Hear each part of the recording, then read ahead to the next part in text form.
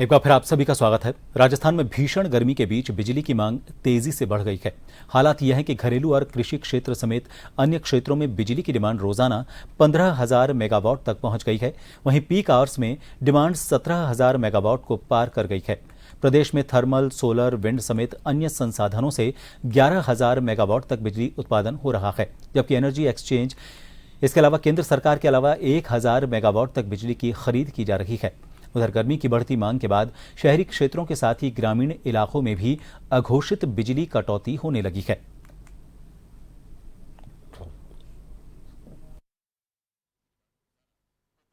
भीषण गर्मी के बीच राजस्थान के अधिकतर शहरों में बिजली की डिमांड बढ़ गई है और देखा जा रहा है कि रोजाना 15,000 मेगावाट से बढ़कर पीक आवर्स में यह 16 से 17,000 तक पहुंच चुकी है।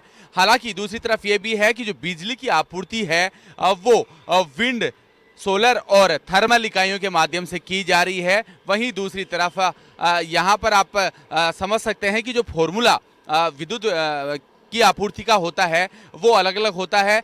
वहीं जो इंटर स्टेट यानी दूसरे राज्यों से भी बिजली एक्सचेंज के तहत बिजली की आपूर्ति की जाती है। सेंटर से भी कोटा होता है, उसके तहत भी आपूर्ति की जा रही है। वहीं जब डिमांड ज़्यादा बढ़ जाती है और पीक आवर्स में खासकर जो डिमांड बढ़ती है उसको देखते हुए सबसे अहम निर्णय लिया जाता है और बिजली की खरीद की जाती है। बात करें राजस्थान में तो रोजाना लगभग 1500 से 2000 मेगावाट बिजली की खरीद की जा रही है, क्योंकि जो उपभोक्ताओं को बिजली की डिमांड है वो तेज़ी से बढ़ी है। वहीं घरेलू उपभोक्ताओं के साथ ही एनर्जी और जो औद्योगिक क्षेत्र हैं उसमें भी बिजली की डिमांड बढ़ी है। दूसरी तरफ ये भी है कि अब जिस तरह से बिजली की डिमांड और आपूर्ति में अंतर आया है उसके चलते कुछ इलाकों में बिजली कटौती जो कि घोषित रूप से की जा रही है वो भी शुरू हो चुकी है। सहयोगी गिरधर चौधरी के साथ योगेंद्र पंचोली, जन टीवी, जयपुर।